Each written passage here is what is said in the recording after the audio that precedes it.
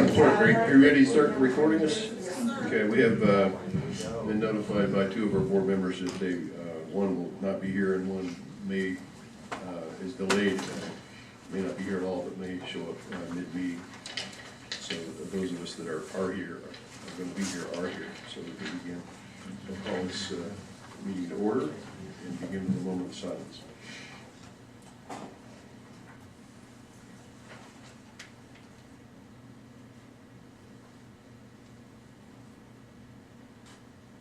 Thank you. In the absence of Commissioner Farrell, I'll ask you all to stand for the pledge of allegiance.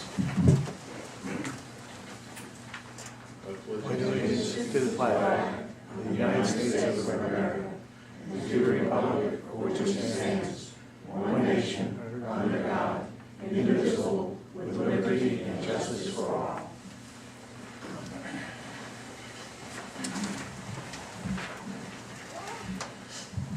Okay, our first order of business would be the consent agenda, on which we have three items: the minutes from February 23rd, setting a public hearing for a rezoning request for Trillium Montessori School, and approval of a budget amendment for the water plant. I'd like to pull item 3, just a couple of questions on that, and put it as new business 1, and bump the elevated water tank discussion to new business 2.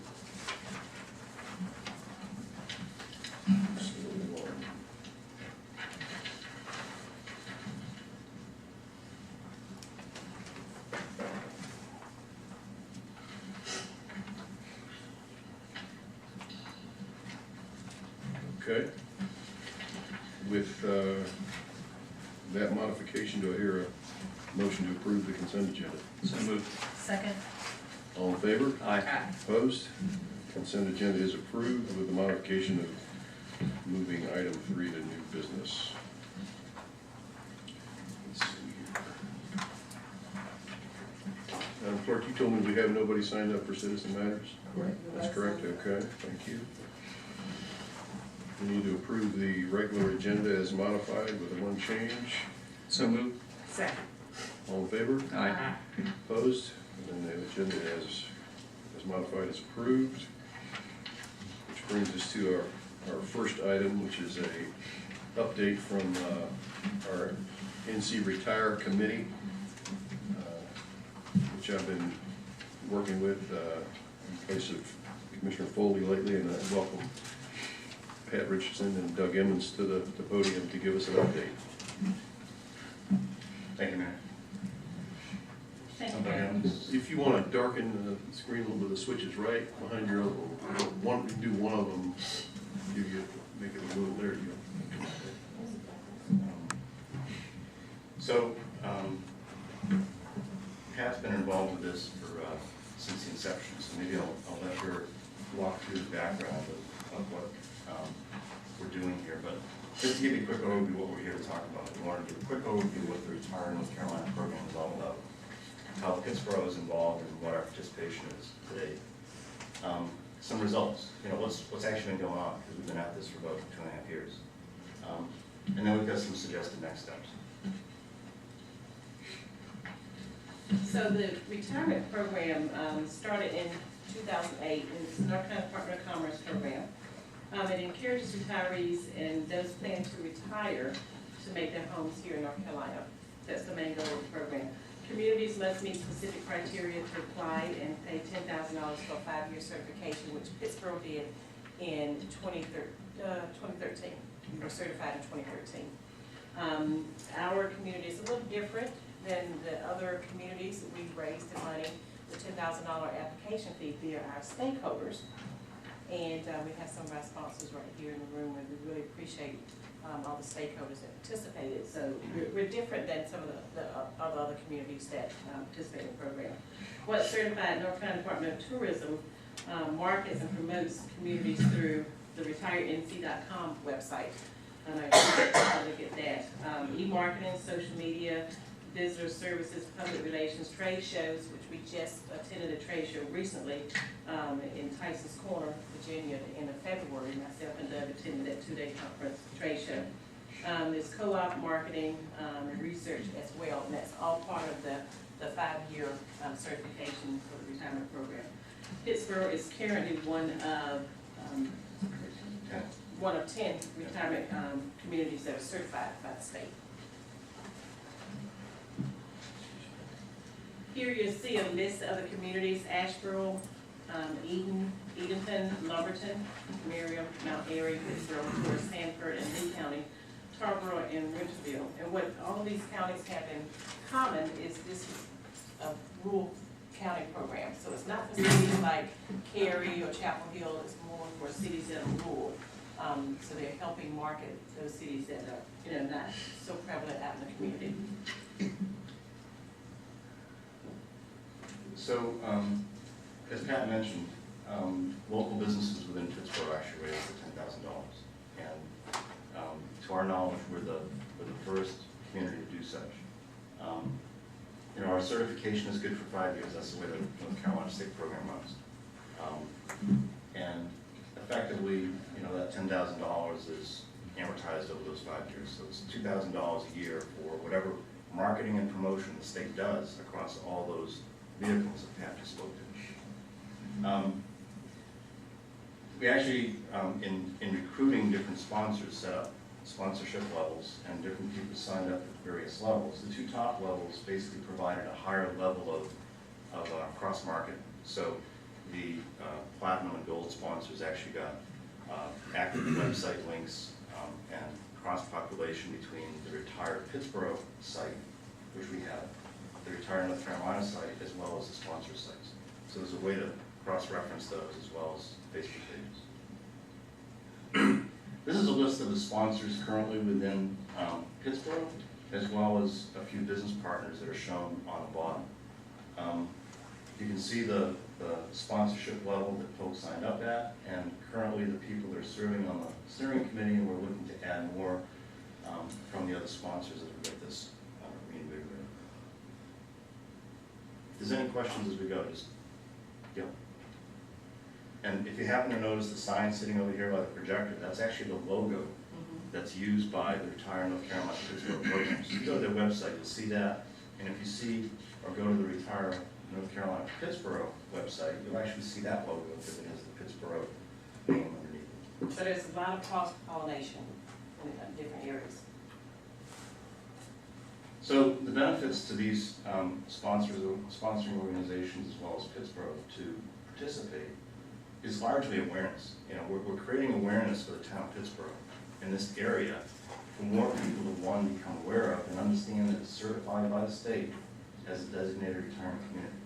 So we have an opportunity to leverage that identity that the state's creating and to market it more proactively within Pittsboro and our own businesses. It allows more people to, one, understand what we stand for as a town, what we offer as a town, and the types of living arrangements that are available here. So, everything from, existing communities, new communities being planned, retirement home communities, assisted living, all the capabilities that a number of those sponsors offer today, as well as new businesses coming into the area. We already talked about some of the cross-marketing. It ultimately also brings some additional wealth into this area. A lot of the people that are looking for retirement homes are people that have probably lived in places where it may not be quite so conducive to have great weather like we have, right? Aside from maybe the last couple of weeks.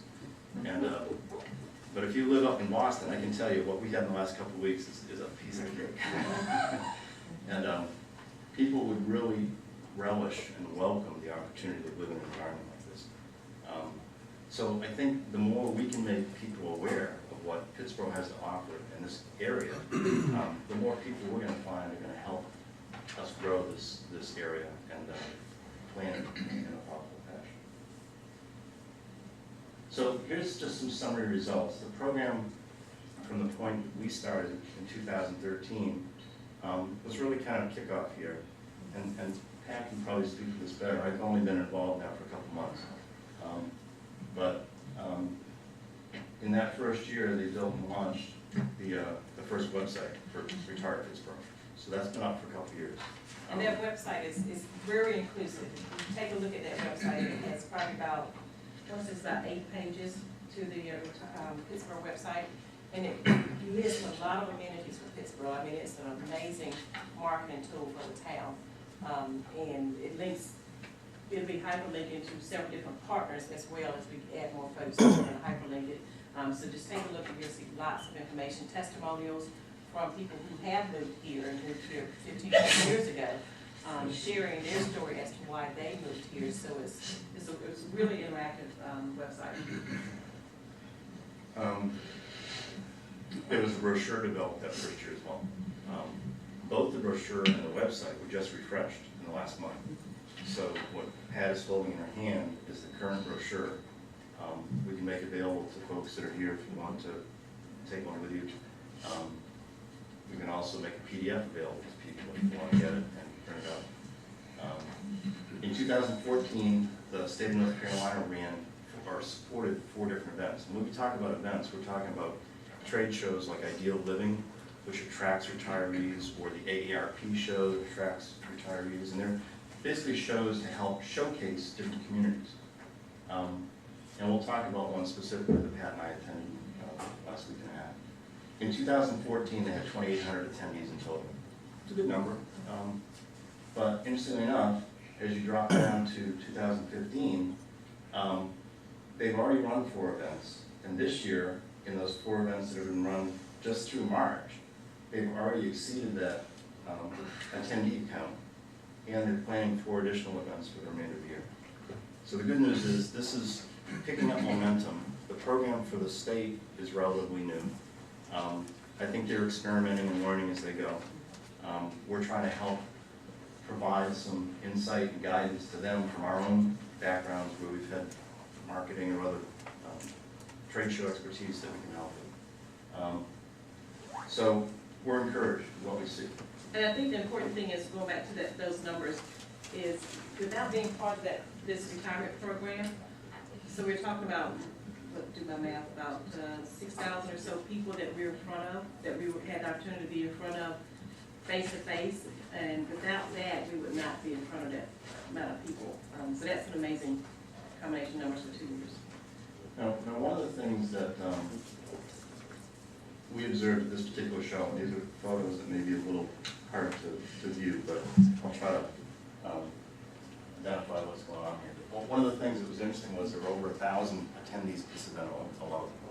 So this is kind of the greater DC area, the Northern Virginia DC area.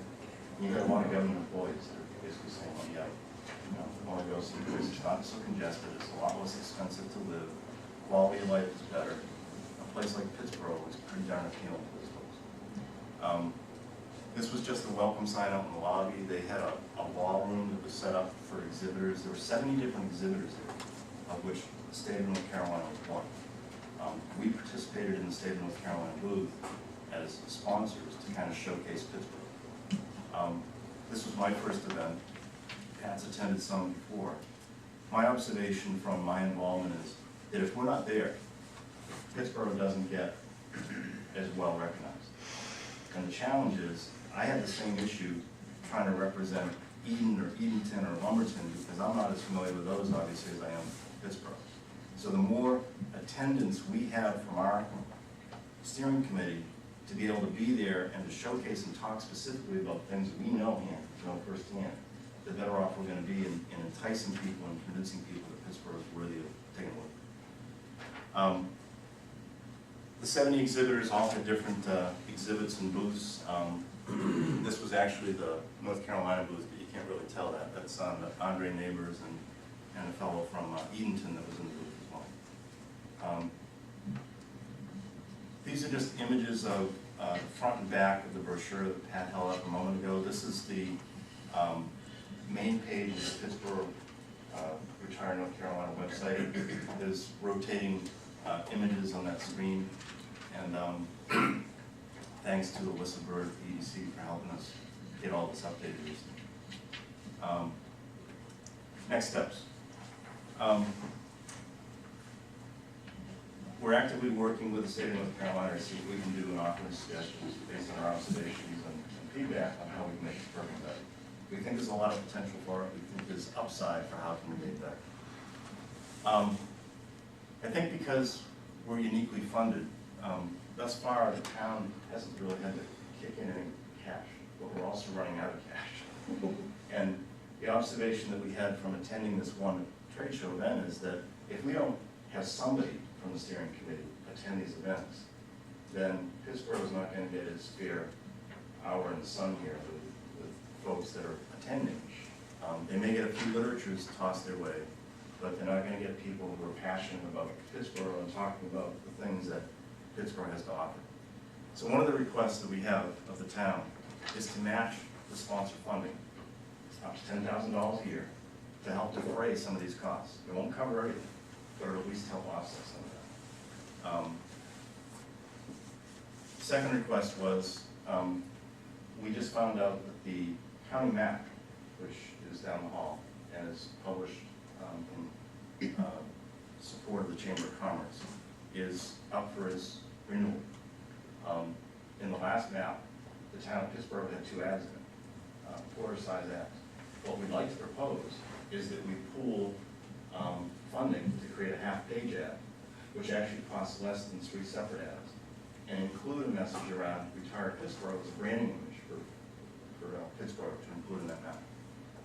So that's something that, if you look at the current, what do they call them, quarter-size ads, if you look at that versus doing 3/4 size ads versus a half-page ad, there's a savings there for us overall and an ability to market Pittsboro as an official certified retirement community.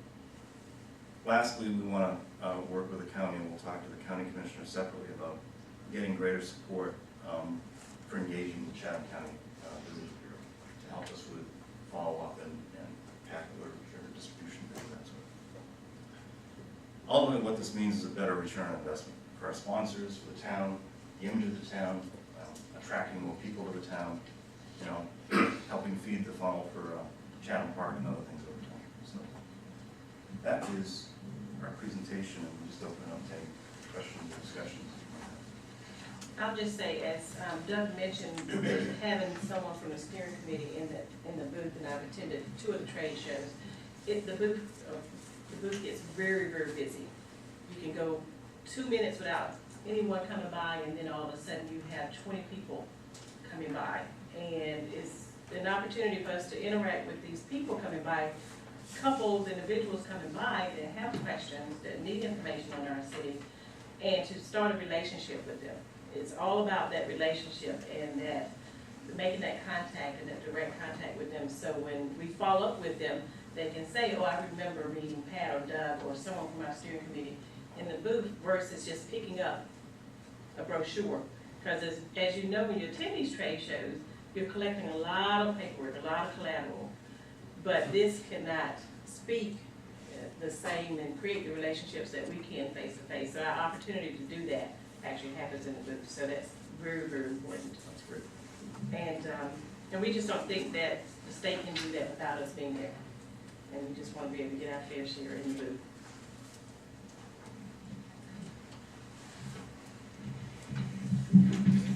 Any questions from the board members?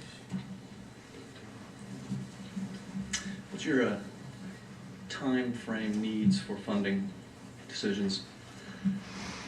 Well, I think you're approaching the budget cycle. We are. So if we could have that request in for this upcoming budget cycle, that would be perfect for the $10,000. And as far as the map goes, that's more immediate, because I believe they have to publish. April 9th is the decision for the map for all the advertisers. So if you grab a map on the way out, you'll see an ad in there for the town parks and also for The town of Pittsboro has a separate board. I don't recall, I think it's, doesn't it have this picture of the courthouse as part of the logo for the town of Pittsboro? I don't have one of those maps with me, but Because the map right now, if you can imagine having that larger presence, combining all three ads instead of three smaller ads spread out.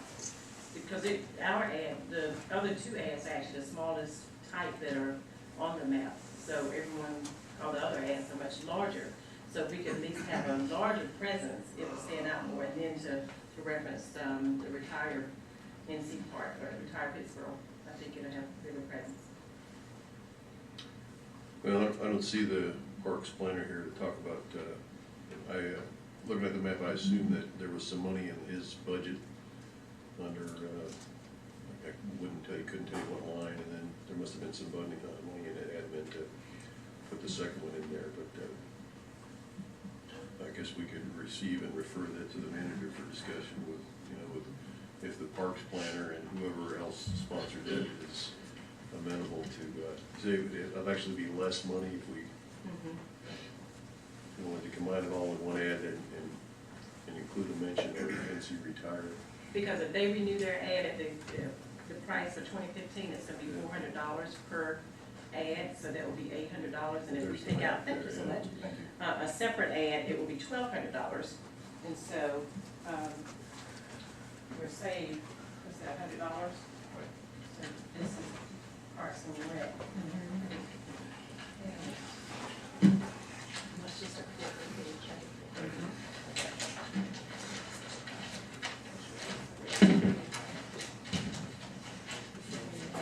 town is right here. Gotcha. Yeah, so you can see the difference. You have Parks and Rec, and then you have the town down at the bottom, which is right here. That is a picture of the courthouse, as I recall. So you have Parks and Rec right here, and then the town is right there. So reference to a full page is one panel? A little larger. Actually, I think we would recommend a half page. I have a page, yeah. Oh, okay. If you take a panel and So it's gonna the be map half is panel full here, of, so we have that. Half that. sides. So Okay. combine the message. Half of Half that of panel. So it'll be half of that, so combine the message and make it It more. actually gets a little more space too than what we have. Message as well, that is synergy, that is three of them. So, Yeah. here's the question. So this is the Parks and Rec right here, and then this is the towns right here. So you can see. So that's the towns right here, and then this is Parks and Rec. You're gonna have three separate messages. So we're gonna combine them and make them different. Doug, the text up there says 1,100, less than 1,100 for a full page. But we're talking a half page, am I? If we were, if we talked today, the map did, as in here, it's one at all. Okay, just kind of, Got it. we do one for retirement, but it's not a full. We can actually get a little bit of space. Is that the visitor bureau? This well is the chamber. The chamber, oh, the chamber. Town chamber. Yeah, we need, I guess. And they're available in the front room up there. Something else to do, see if. Or just grab that one from. Yeah. We can be comfortable just. Absolutely. Manager and let it work out. The chamber orders, I think, about 1,000 of these, and these go out in all the relocation packages as well as, of course, they're here for people to pick up as well, and they come in and conduct business with the town, but they go out in all the relocation packages, and they're spread out in other places as well. So it's a great visibility, and to my understanding, the businesses that advertise come back every year. So it's becoming a hot commodity. Do you have any idea how many people have found out about Pittsboro through this program yet, or any data to support that? The tracking is something that we're working on with the state, because we get a lot of data, a lot of information. So now with the steering committee, the job of the steering committee now is to come up with a mechanism of how we're going to track all this information and get the feedback from our sponsors when they actually interact with prospects. I hate to use that word, but interact with people who are interested in Pittsboro. Say, for example, Farrington traveled with the New Jersey show in 2014, in September 2014, and they had three different prospects visit since September of 2014. Now, they didn't visit Galloway or I don't know any other communities, but they specifically came to visit Farrington, and they were actually in the booth. Farrington was in the booth. So the presence that they made and the relationship that they built and contact, it worked for them. Part of what I think there's an opportunity too is between the sponsors and the town, is figuring out what can be made helpful to somebody that wants to visit this. You know, or the things that we can line up that would be conducive to somebody wanting to come and spend a weekend, and tour some things, or take advantage of some of the restaurants or the other sponsors. Doug, could you give us some examples of if the town should decide to provide some matching funds to the funds that you're raising through your sponsorships, what kinds of things would that money be spent upon? Well, first and foremost, what we think we want to do is ensure that we have at least one sponsor from our committee available to attend these major trade shows. So travel and lodging for participation in those trips, okay? Because right now, my observation is that when we're not in the booth, the folks that the other sponsors, the other community sponsors will be there.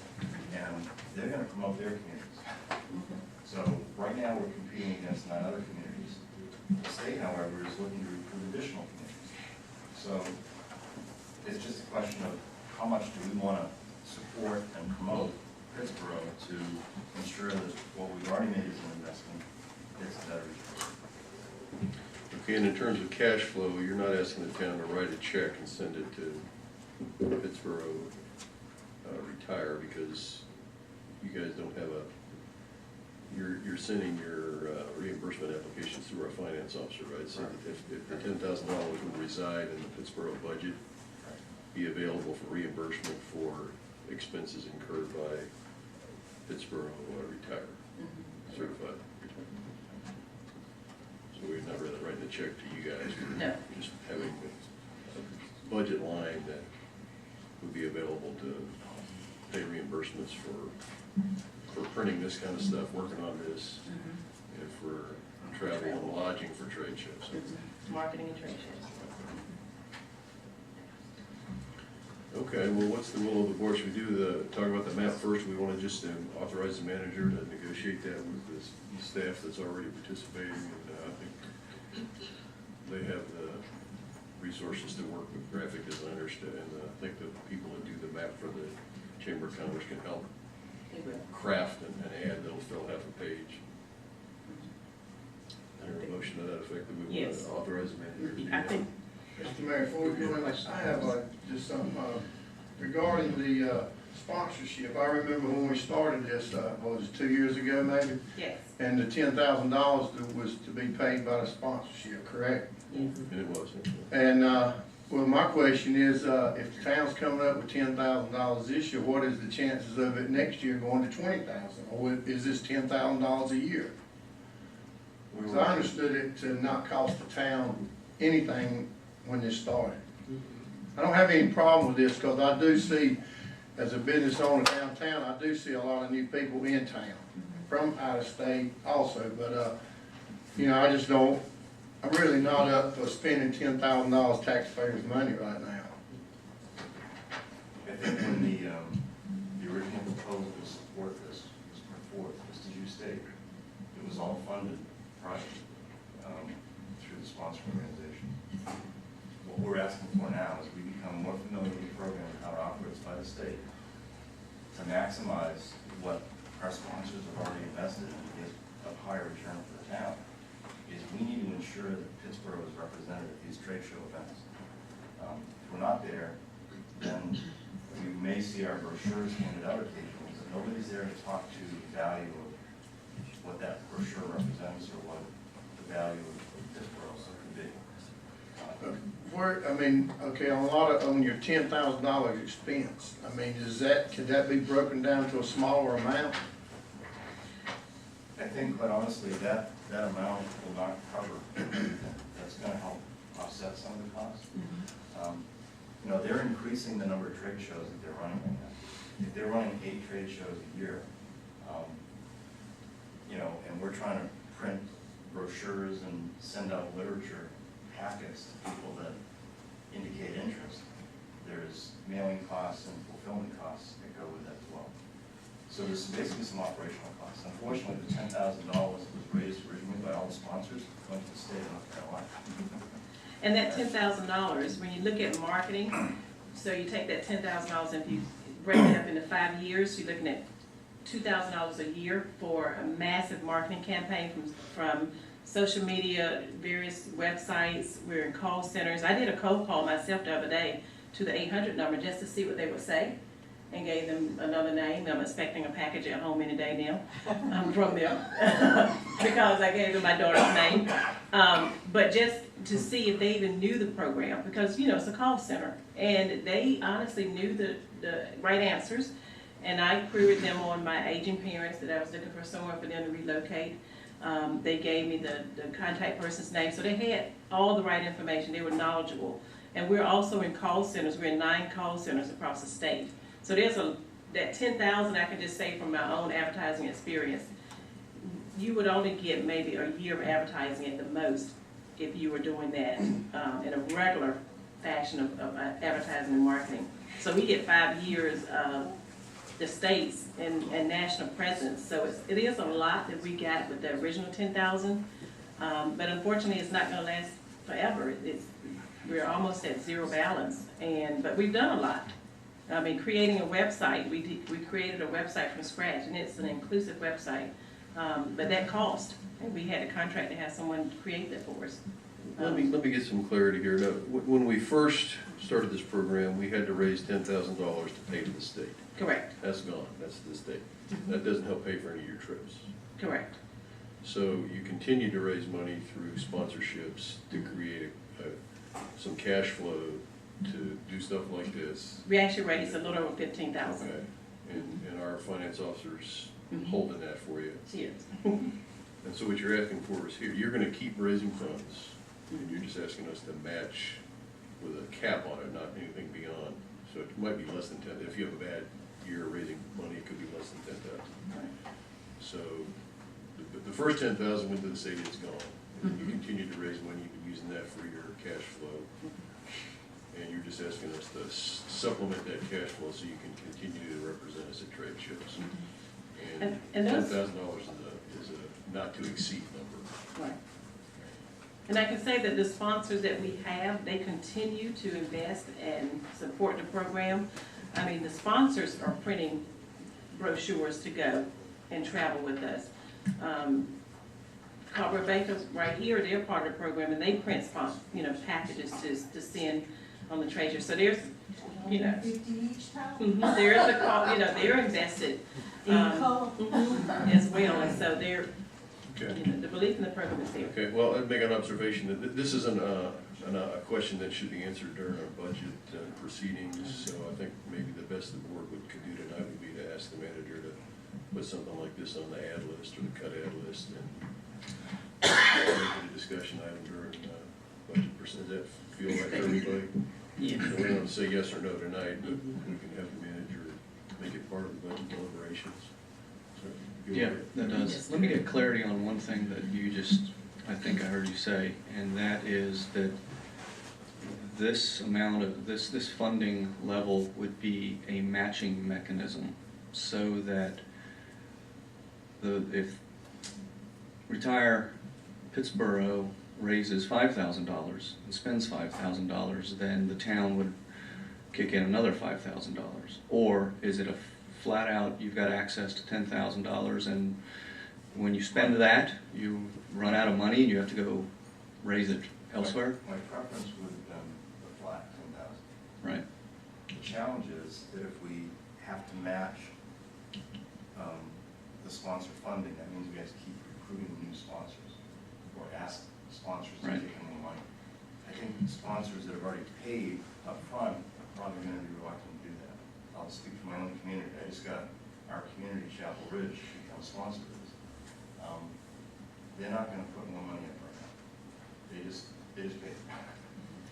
Now that money, fortunately for us, is in excess, so that goes into our kitty, and we're using that to help drive some of this program. But the question is, how many sponsors realistically do we expect to have? I don't know yet. Obviously, we'd like to recruit more, but I would like to ensure that we have some support from the town, independent of, if we have a bad year in matching and getting additional sponsors, and you match that, we're SOL. I just wanted to add one thing to that. Remember, in a previous slide, he pointed out that in 2018, they're going to be coming back to all of us, and we're going to be amping up again. And all of these retirees are not people that are on walkers, guys. Some of these retirees that I have talked with, they're looking at leaving where they're at. They're coming out of government, or they're coming out of the corporate world. And not only do they want to move, but they want to open their own business. They don't maybe know exactly what they want to do yet, but they don't want to sit down and do nothing. They want to come here and be a part of the community. Yeah, so Such as it's- Doug. I'm in that group. Yeah. So I've been here since 2008, and well, I'm in 2007, and retired last year. Yeah. So I'm in that same group. Right. We just wanted to understand. Yeah, thanks. I have one question in reference to the ads. What was the date that they indicated, the last date to place your ad in the Chatham County map? April 9th is April. that's the last day for decisions. Might have to make a decision And then about it's that. based on availability even so, because they only have a certain number of those panels Okay, to sell. So it's first come, first served for that. so we'll probably need to make a decision about that. We just authorize the manager to do it. Yes, I think that would be great, at least to do that, since it would be money we've already. Yeah. We're already put, Yes.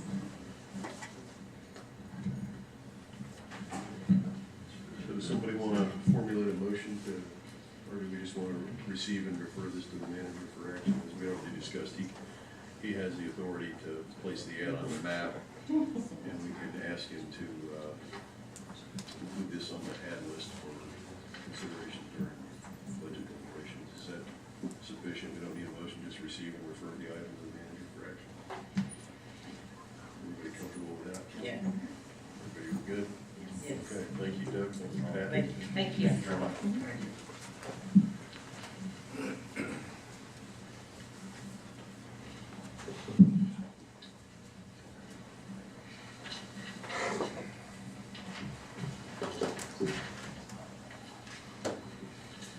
Old business number 2, a rezoning request from Branston LLC. Mr. Bass, can I introduce this?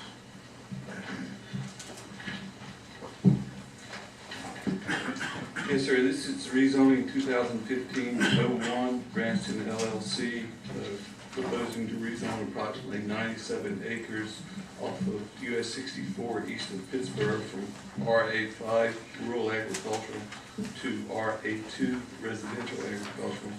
The planning board recommends approval of this proposal at its regular scheduled meeting on February 2nd, 2015, and a public hearing was held on February 23rd, 2015.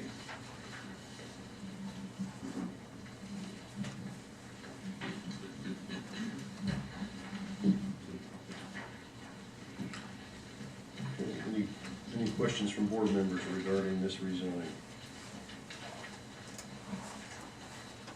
I see we got a revised ordinance. Is there any discussion about what those revisions accomplish?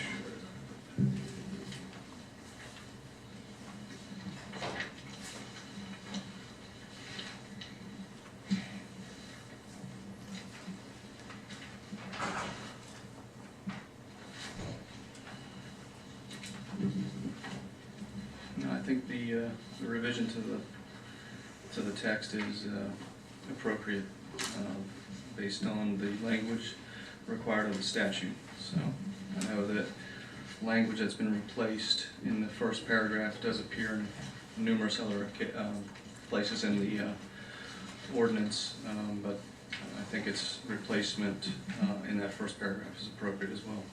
So I'm in support of that language change.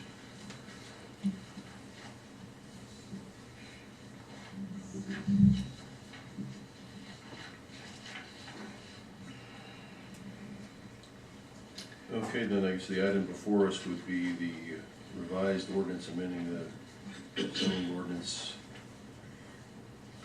in the town of Pittsboro zoning map.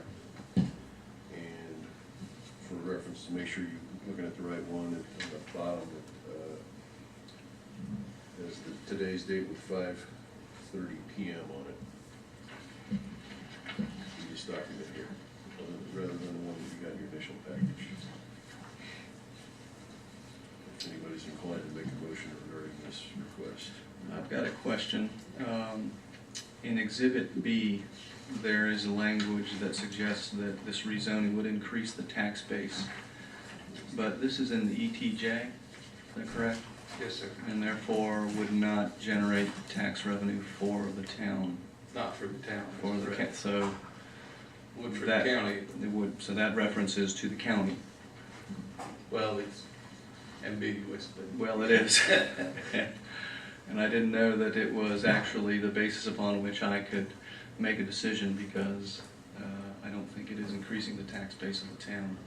As much as I like the county, I think I'm up here to look after the town. So you're suggesting that we strike that phrase? If I were to make a motion of approval, then I would request that that be stricken as well.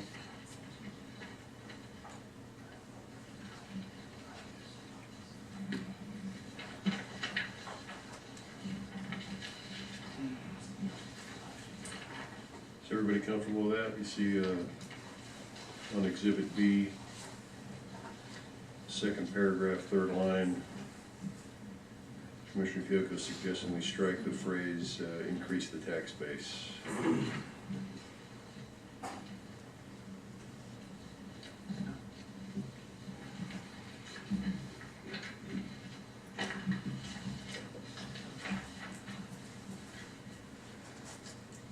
Any other comments or questions?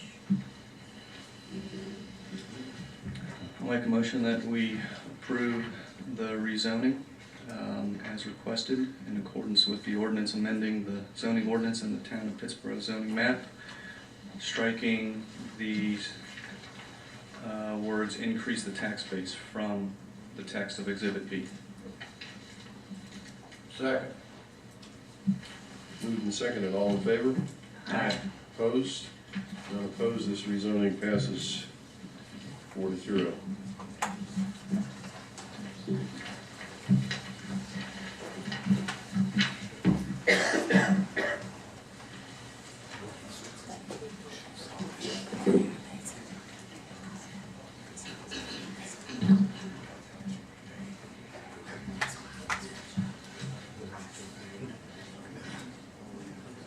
Okay, that brings us to new business number 1. Commissioner Fiocco asked to pull the budget amendment for the project at the water plant. So Commissioner Fiocco, what were your questions on that budget amendment? So I think I understand what we're doing, and that is the $12,000 is just for the transfer switch. And I think a couple of meetings ago, we talked about where is the emergency generator going to go? Is it gonna have to get down the hill to the pump? And so I was just curious about that, see if this transfer switch cost includes running cable up the hill and to the shoulder so that the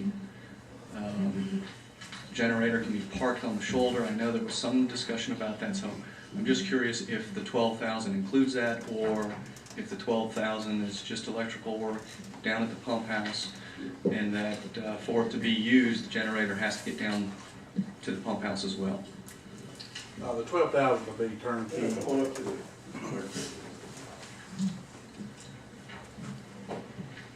Even, 12,000 will be turnkey, because we anticipate, of course, it going up the top of the hill, because as this past events, everybody all knows ice, big hill, it ain't gonna happen. So, yes, this includes us running a cable and having a hookup at the top of the hill. At the top of the hill. Okay, fantastic. That's what I wanted to Is hear. that a permanent cable? You're permanent, gonna yeah. bury it, and so the, I don't think we're gonna bury it right now, maybe, because I'm scared of vandalism, maybe, Yeah. you know, with people going, we're trying to keep people out from that particular area, and Percy helps us with that. But we will probably leave it inside our raw building, rolled up. There's actually 4 cables we'd have to run it up there. But, I've talked to several people, contractors, it's gonna work great. And nobody's concerned, that's a long run. It's 135 foot to where we need to go, and, Oh, that's not as long as I thought. yeah, so, you know, it's gonna work okay. It'll be a little, work involved to hook it up, but it can be done. It's plug and go pretty much. And the transfer switch, of course, will be permanent, so if we ever do go ahead and get our permanent generator, that's already taken care of. I mean, this transfer switch is gonna work with whatever we get. So the transfer switch is down at the house, Yes, it'll be mounted to the building. and the cable will be a twist lock of some kind that goes right into the generator at the top of the hill. Okay. And where at the top of the hill, is it in the public right of way, and does DOT have to give their blessing to the? We was gonna park it, we don't wanna block our drive, right there beside the drive, kinda where that ditch line is. And we can get over on that pretty good way. It's out of the road pretty good. Okay, great, thanks. Okay, as long as we pull this for discussion, Nancy, I want to re-ask my question that I asked you earlier, if you don't mind. Can you step here? I needed a memory jog, and maybe get Nancy to answer this question for everybody. What this budget amendment does is it just moves money around inside the existing department, so we're not asking for new funding here. That's correct. We're just modifying the water plant's budget to take money out of various accounts and put it in a capital outlay budget line. And what I asked Nancy was, would it be kinder to the fund balance to just create a capital project and fund it out of the capital reserve? Would there be any net difference in what the enterprise fund and fund balance would be at the end of the year, or is it a wash? Does it not make any difference? It actually is better to leave it as presented here, where you're doing a transfer from the existing operational budget to the capital outlay, versus we'd have to do a project ordinance if we were to take it from the capital reserve, which requires coming back to the board to do that. So, and which would then decrease, of course, the fund balance in capital reserve. We've already budgeted these monies for fiscal years 14, 15, and it's just moving it from one pot to another pot, basically. Okay, so it's, yeah, I get it. 6 and 1, half a dozen of the other. This accomplishes what we need just fine. Okay, that helps me. Good. Okay. Anybody else got any questions on this item? Make a motion that we adopt the ordinance amending the town of Pittsboro operating budget as stated. Second. All in favor? Aye. Opposed? The budget amendment is adopted. Thank you. Next item is a report from the town engineer on the elevated water tank alternatives. Mr. Royal. Thank you. It's good to see everyone tonight. So I'm reporting on a document that's a technical memorandum from McKim and Creed, who works for Chatham Park. The reason I'm so interested in this, and with John Petit and Adam and everyone involved in our water system, is it's about timing. We've reached a point where we seem to be getting new development in town, and it's crawling up the hill. It's at higher and higher elevations. I'll just mention Belmont Apartments, which you're all familiar with, behind Lowe's Home Improvement. They're at an elevation that's very close to getting out of our pressure zone in terms of fire flow and fire safety. And that's been just an example. There's other development proposed up that hill in the future, single-family residential. There's other development coming that is putting more and more strain on our water system. So the timing of this McKim and Creed technical memo is I think, very important to bring to your attention. I'll stress that staff has not reviewed this thoroughly, and we haven't vetted this document, so this is informational, just kind of a follow-up from Mr. Baldwin's presentation at the last meeting. But I think it's something that's worth talking about a lot because of the importance to the town water system. So at issue here is Chatham Park's interest in building an elevated water tank. The town staff looked at that, and we've met with them at least 2 occasions, and we've decided that, we generally like that idea based on our existing system and our pressure zone problems in Pittsboro. An elevated water tank would improve our fire pressure, our water flow greatly.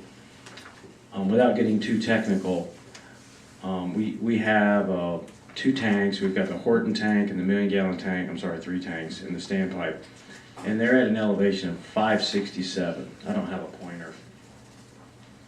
Thank you, sir. Red. So here's the 1,000,000-gallon tank, and here's the standpipe.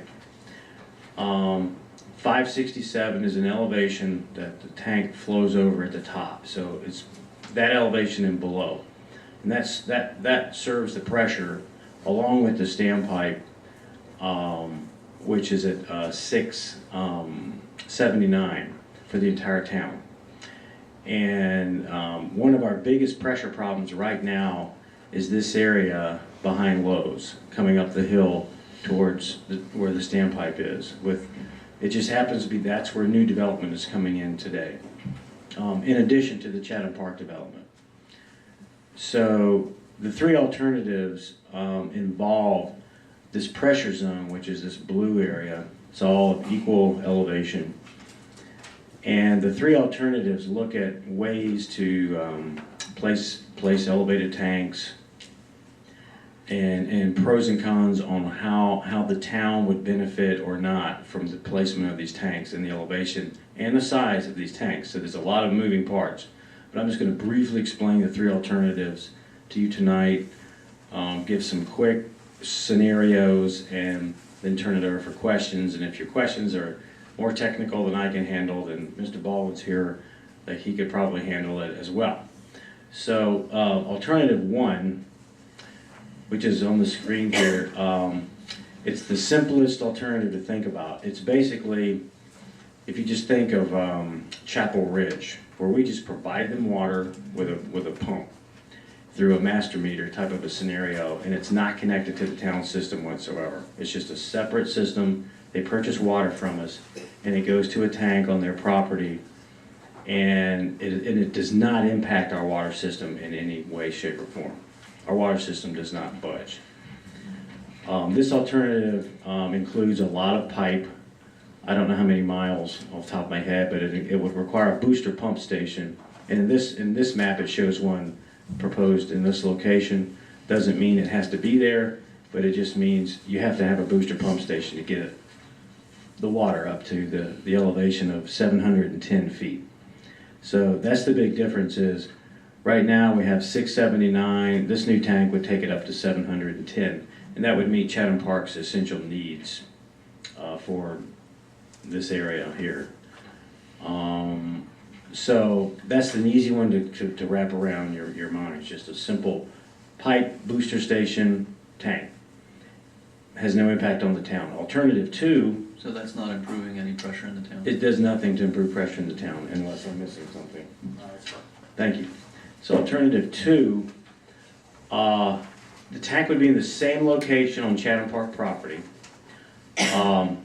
However, the way it's configured, the connection would improve the pressure in the town because it would be connected to our town system over here where our existing 1,000,000-gallon tank and standpipe are, and the pumping to get the water to that height would come from the water treatment plant. So we would actually upgrade our pumps at the water treatment plant to boost the water to the top of this tank on Chatham Park property, which would then be connected to the town.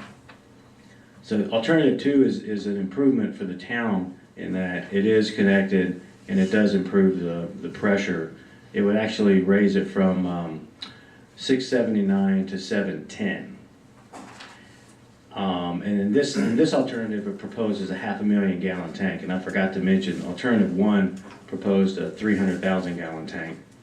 So this bumps up the volume as it were to 500,000 gallons, but it does improve the town's pressure zone in the north.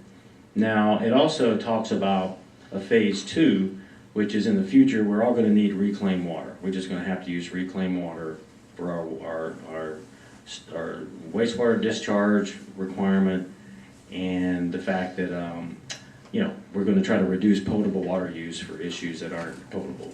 So the alternative would be to construct a larger water tank where our standpipe is in the future, maybe 1 million gallons for potable, and then convert this tank that's already been constructed to reclaimed use. So that could be tied into our reclaimed water system in the future for use in this area for reclaimed water. So that's basically scenario or alternative 2. Again, it's at 710, which is a great improvement from our 679 currently. Okay, now we go alternative 3.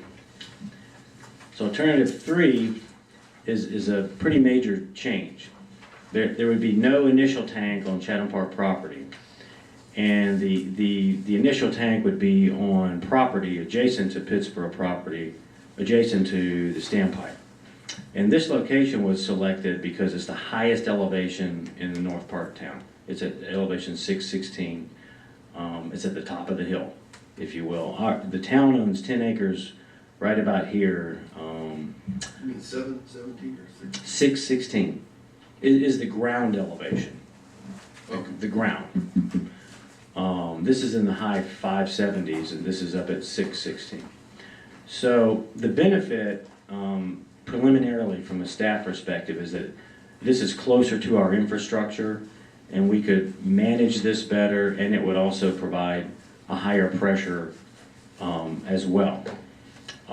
This alternative suggests to not only go to the 710, but go to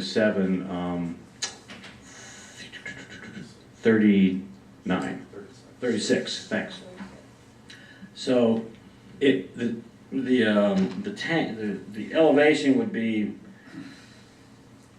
6 feet higher than the alternative 2. It would be you'd have to literally build 6 more feet on it based on the elevation difference to make that elevation up to 736. So the way Chatham Park would have their pressure would be we would just build the pipe in the same proposed alignment back to the bypass, jack and bore under the bypass to feed this section over here with the same pressure.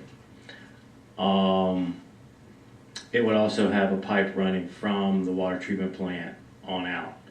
So there's a lot of scenarios that could be run, but this document raises questions that we have to answer through time.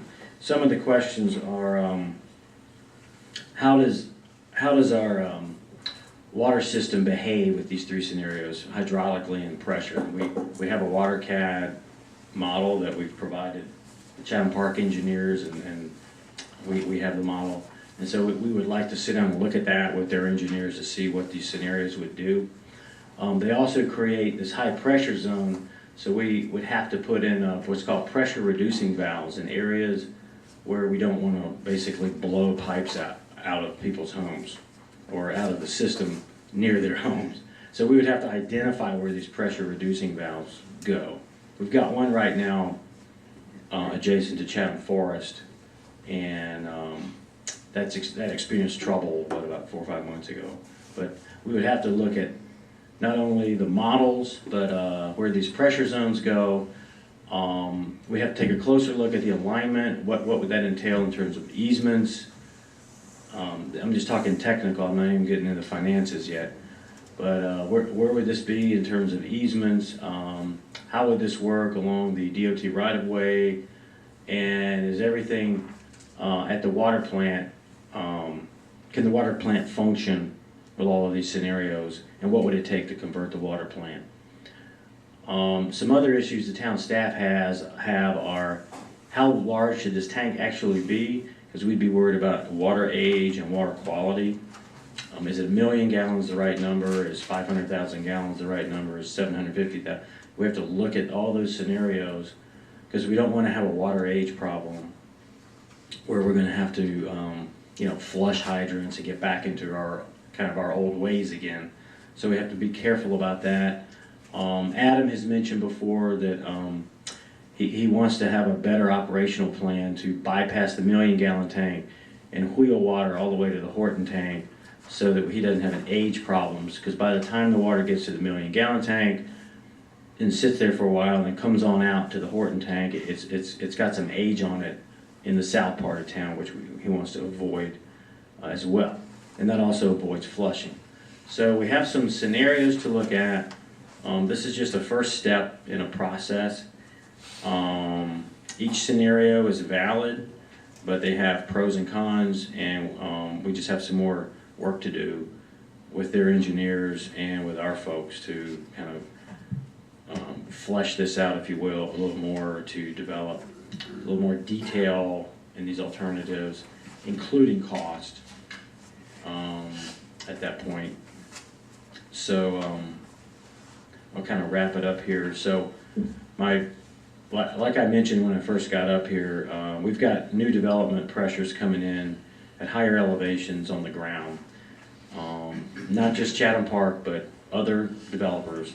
And we need to try to stay ahead of this as much as possible to do planning. It takes about 2 years to put a tank on the ground that's functioning once you begin making decisions. So it's a 2-year out type of a scenario. So it's just important to keep this kind of conversation moving. I had a few more notes, but I can wait and take any questions you might have or comments on what you'd like to see or what questions you have on the technical side we need to really look at. So I take, correct me if I'm wrong, but the 2-year time frame is, you've got lots of answers to all the other issues like routes for easements and so given the fact that you don't have that, and is there a property swap included, or does the 10 acres sit right at the top of the hill conveniently? There would be, no, it's inconveniently not at the top of the hill. Okay. So there would be a conversation with the property owner about a property swap. Early indications are they're willing to sit down and talk to us about it. Okay. That's the developer who's going to be coming up the hill. Mm-hmm. So it actually helps their cause. They're going to have issues with pressure coming up that hill. And until a higher pressure zone is established, the alternative for development is individual fire protection pumps for the development. If they can't meet the numbers Right. with their current system. That's Which right. is an expensive proposition, That's, typically. I've heard. Yeah. I've not done it myself. Do system improvements, alternatives 1 and 2, decommission the existing? Yes. Yeah, okay. So then. 3 actually does. One does now. Correct. Yeah, Yeah, I meant- one, okay, I said 2 and 3 Yeah, do. that's what, that was my intent to say that. And that, 2 doesn't have to. You could route the water through and use the new tank to just keep topping off the standpipe so that it's always full. Mhm. It wouldn't raise the pressure above 679, static, but it would keep it from dropping as it does when that standpipe drops significantly. So that's another hybrid, like a 2A and a 2B, actually. Right. Okay, thanks. But then anything on the other side of the road could take advantage of the higher elevation as far as pressure? If, Could you? other side which road? 64? 64, the bypass? Yeah. Right. So that Right. future development could have the benefit of 710 elevation, while the other side, old Pittsboro, if you will, Stay on stays. 679. Yeah, Right. because one of my concerns is what you had mentioned about increasing the pressure. And some of the older systems and the older homes and not being prepared for 710. They've been very happy at 567. So that would be a big concern of mine. Right. We have to decide, do we go in and do each property Yeah, ourselves? How do we manage that? right. And how does it get paid for? Yeah, we thought about that being an issue with the replacement of the water line, but, that wasn't increasing elevation, that was just increasing flow characteristics, not necessarily pressure. Right. So, yeah, this would be a different ballgame.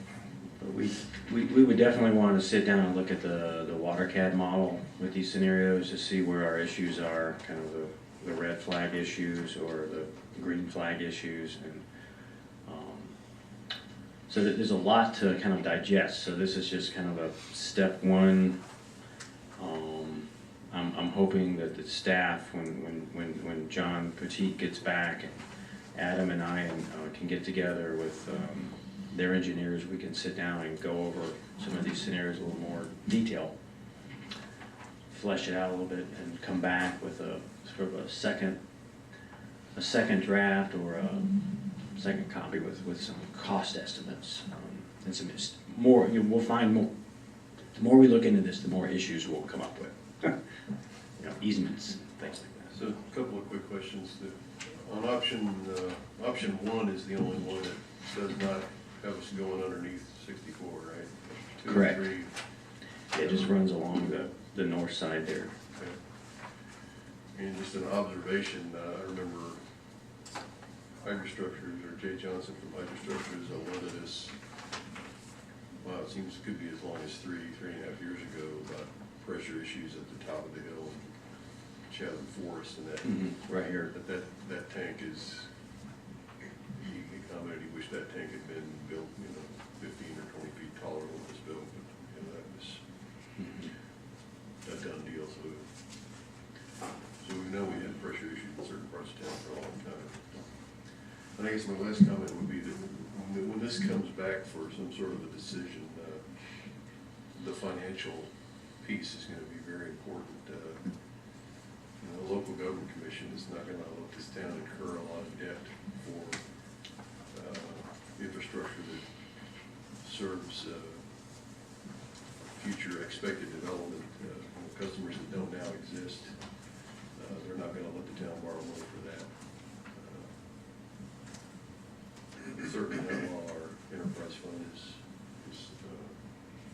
in the shape that it's in now. So the question about how this gets paid for needs to be part of the decision matrix.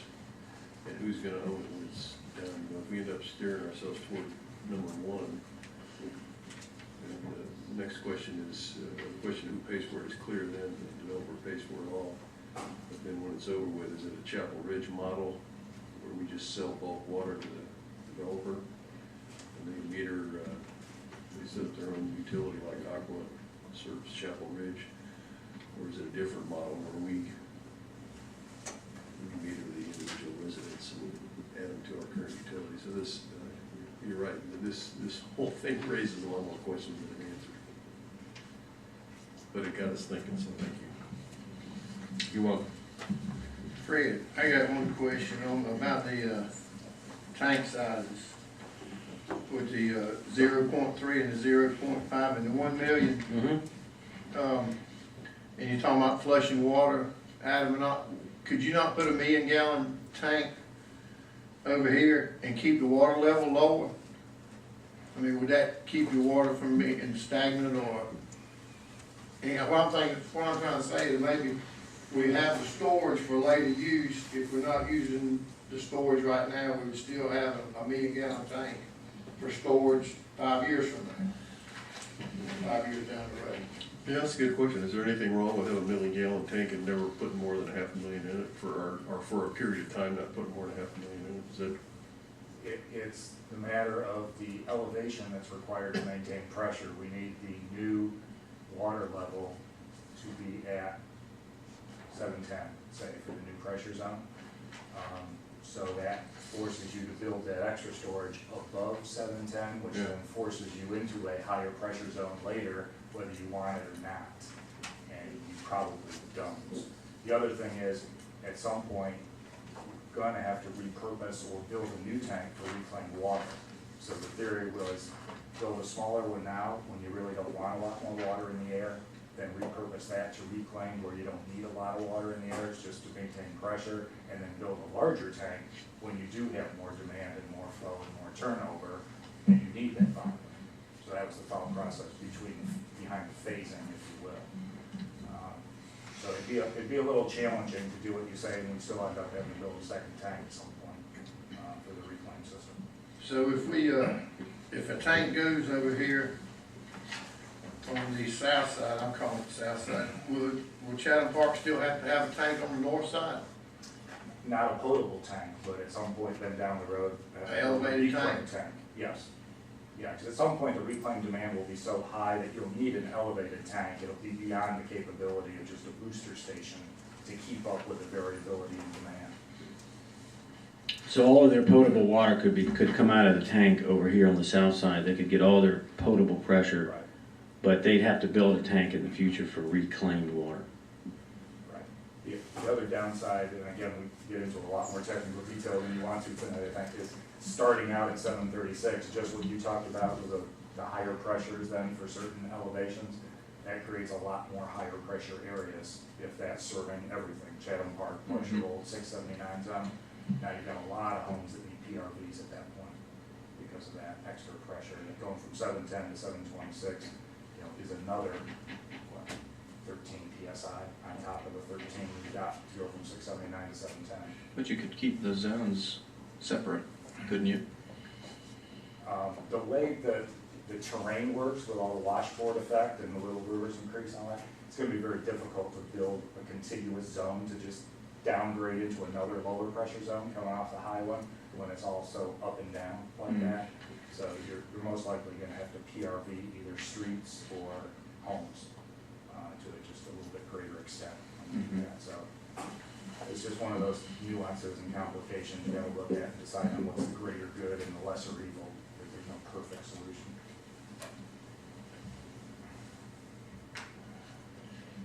So the PRV analysis will come with the next round. We can look at, do we put them in the street that takes care of whole subdivisions, if you will, or do they need to go in separate lots? And I guess thinking of water quality and water age, the route has something to do with it, and the diameter of the pipe has something to do with it. Given the fact that you're running very long distances, and if the demand's not there right now, then you're probably flushing in the interim until the demand increases. Or do you put in smaller pipes?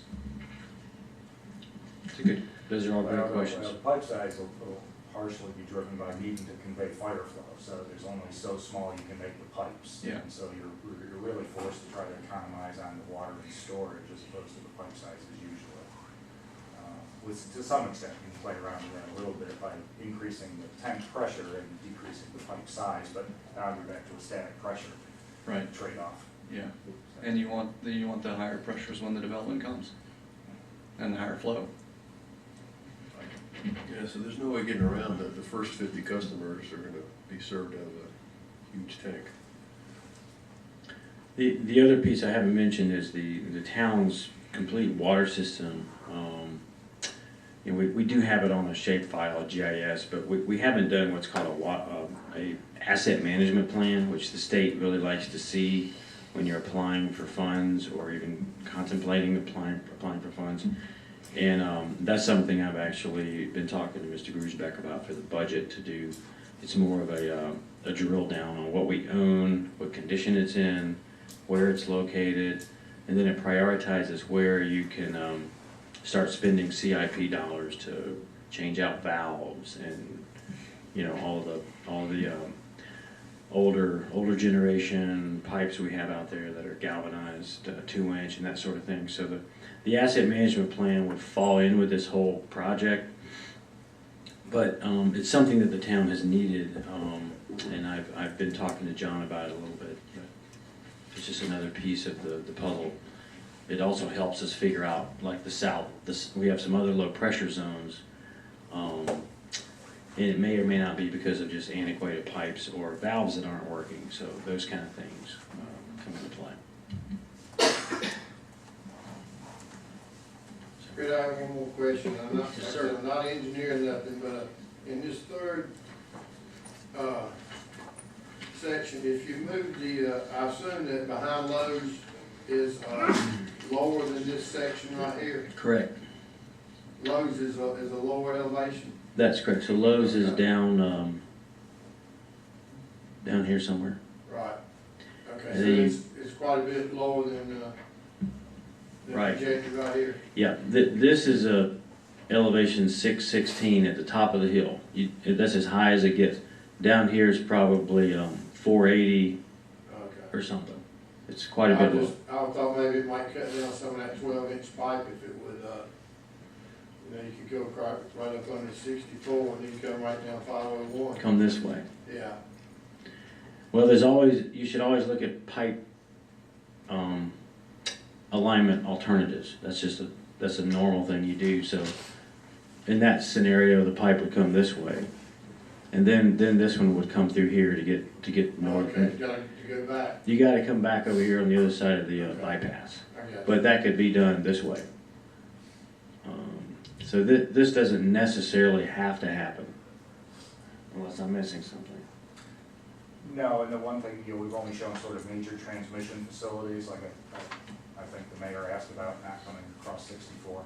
Anything that's not major transmission would happen as development happens, so obviously if something happens on the south side of the bypass, the line's gonna have to come across 64 as part of the development, so to speak. So there will be crossings, it's just a question of timing and sizing.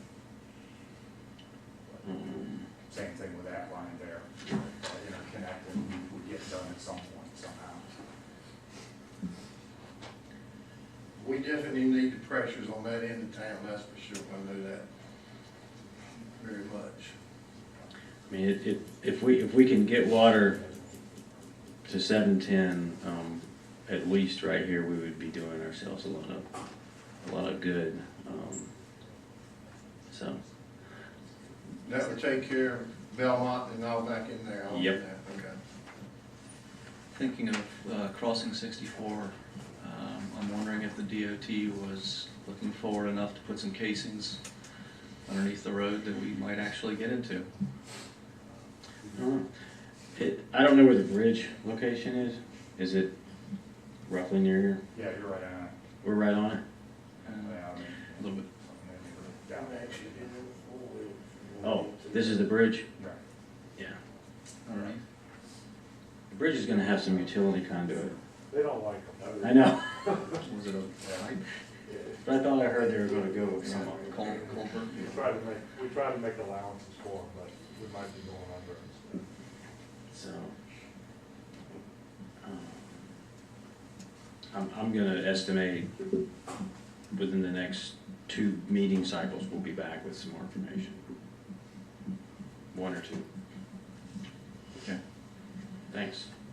Thanks, Fred.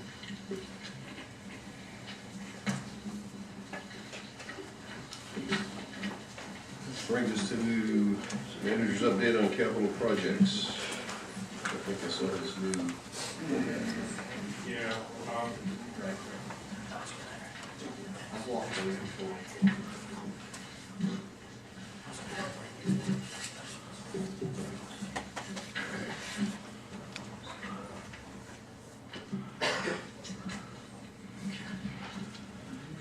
so I had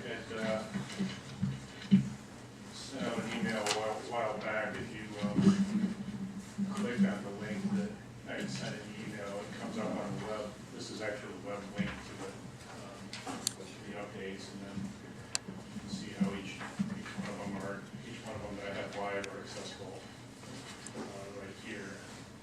That would be more than what you have in front of you tonight. We'll probably be having a couple more in there, and then I'll be putting that live link that you have actually would pretty much, you can share that with anyone, and anyone can get on it. I think what I'm going to do is put that out on the Twitter and the Facebook, and make sure everyone can, out in the public, can get access to it. Even Mr. Poteet, as he suns himself in Hawaii, could have the ability to edit this stuff here. So, but I'll just tonight, what I want to do is, and probably for future meetings, try to keep things to the issues that have been updated directly. And on the first page, this is the first item would be Chatham Park utility billing, and I think or utility planning, excuse me, and I think there's a duplicate there, and I'll get to that in a second. But we have scheduled on Wednesday. I guess it's notable, a meeting with some of the Chatham Park folks, particularly on the construction and design side, engineering side, to discuss current and future projects, and that's going to be first of a monthly set of meetings, and we're really looking forward to that. Right now, it's communications kind of catch as catch can, and I think that's going to kind of put it all in a neater package, and we'll get a bit more organized with that. So we're really looking forward to that. And of course, this evening we did have some discussion on the elevated storage tank, and this, an issue like this and an update like this will probably be broken out even possibly into its own notebook in the future as things get a little bit more complicated. I direct you to the second page of my my update. You go down to the second one in the middle of the page, the wastewater plant expansion and upgrade. You'll recall at the last meeting we did. Staff did receive a recommendation from the board to allow the manager to contact Wooten Associates to complete the PER. And we have a meeting scheduled for Friday the 13th with Wooten to go over some deliverables and some scope of work for that. So we're looking to get a reaction back from them on that, and then get something, I believe, in front of the board. Look at the April meeting. April meeting, actually, I have a contract in hand, so looking forward to keeping that one moving. Unified Development Ordinance at the top of your second page, Stuart did receive the code assessment, a rundown basically of the codes, and staff will be evaluating it and giving feedback to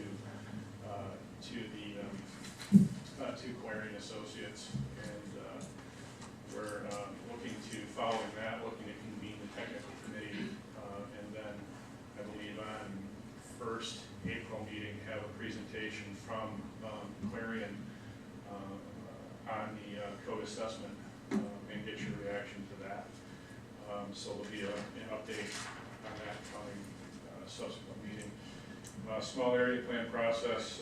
You've got, as we get into that, it's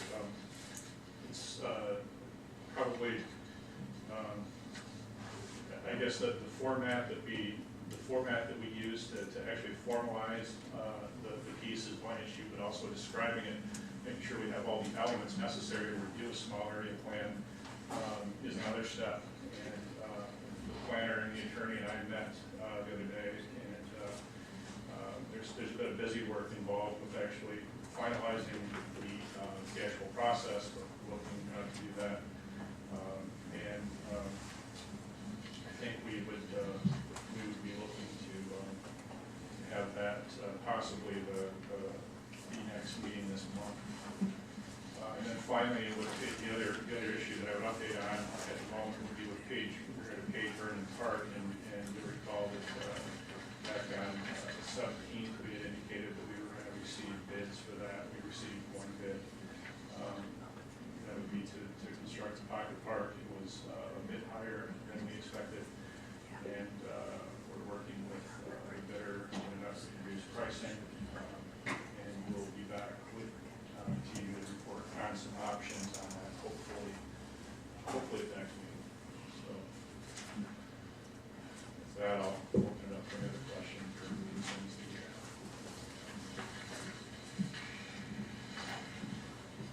Since this is a small project, is there, trying to think on this Page Vernon Park, there's no requirement to rebid because you got only one?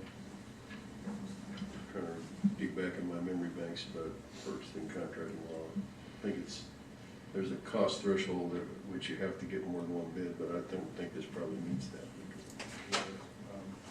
We had budgeted 50, and the bid itself was approximately right around 100, what the exact amount was. So, we're actually going through and trying to reduce some of those items, and get a little bit closer to our budget. So did you do this as a formal or just an informal bid, and you only got one?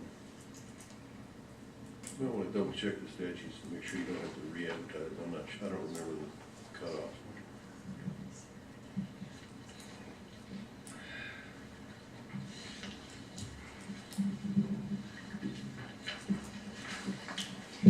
Okay. Regarding the code assessment, I think you mentioned presentation, first meeting in April. I think I'm not gonna be, second meeting in April?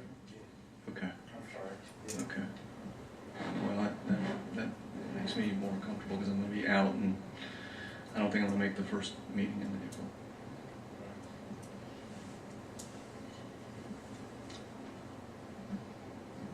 Okay, any other questions for the manager on that report? That is, you had that right, I misspoke, I'm sorry. We received the draft last week, and so we're evaluating it internally and getting your comments, you know, hopefully back to Clarion, hopefully next week. And then at that point, the document will be made available through the website, and then we'll look to schedule a couple meetings in April, one with our tech committee, one with planning board first, and then you all will be the last. And they'll come and do a presentation. Okay, great.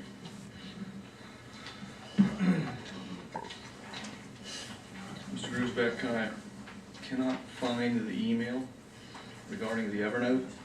I'm eager to give it a go.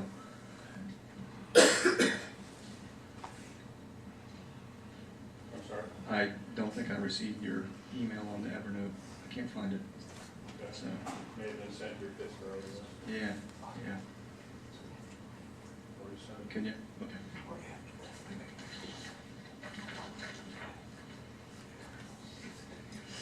Any other questions for a manager? Now we can move on to updates.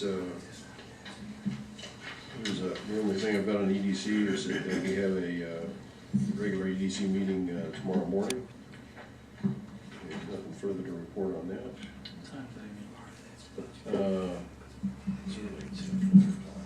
Okay.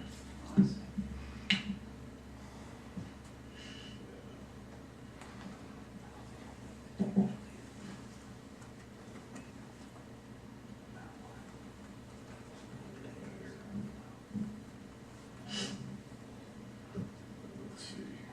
Pittsboro. Yeah. Sorry Okay. Something going on my calendar. I know how that works. Oh, I know how that doesn't work. Okay, anything on RPO? No. Okay. Solid waste? Fairgrounds? No.